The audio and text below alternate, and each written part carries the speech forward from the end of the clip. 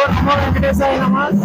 ఈ రోజు మన కోనసీమ తిరుపతి బ్రహ్మోత్సవాల 6వ రోజు రోహిణి అవతారంగా మన వెంకటేశ్వర స్వామి ఈ రోజు ప్రజలకందరికీ కూడా భక్తులకి దర్శనమిచ్చారు.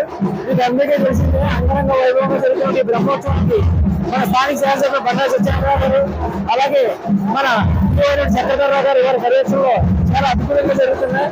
కాబట్టి భక్తులందరూ కూడా ప్రతిరోజు మన వెంకటేశ్వర స్వామిని దర్శించి వీక్షించాలని కటాక్షం తీసుకోవాల్సిందిగా భక్తులందరూ మొదలుపెడుతున్నాం. మీకు అందరికీ తెలిసిందే ఈ రోజు తిరుపతి తర్వాత తిరుపతికి అర్మసెట్ గారి వాడిపల్లి క్షేత్రంలో ఇంత బ్రహ్మోత్సవం అంగరంగ వైభవంగా జరగడానికి కారణం మన స్థానిక శాసనసభ్యులు బండారు సత్యనారాయణ గారు అలాగే మన స్థానిక ప్రజలు అలాగే మీడియా సోదరులు అందరూ కూడా సహకరించి ఈ రోజు రాష్ట్ర వ్యాప్తంగా దేశవ్యాప్తంగా ప్రపంచవ్యాప్తంగా వీళ్ళందరికీ కూడా ఈ స్వామిని క్రీడాపరంగా జీవించి ఈ బ్రహ్మోత్సవానికి తిరగజ రాలేటి వారు కూడా ఇది బ్రహ్మోత్సవం కల్పించడం నాకు ఎంతో ఆనందదాయకం ఉంది.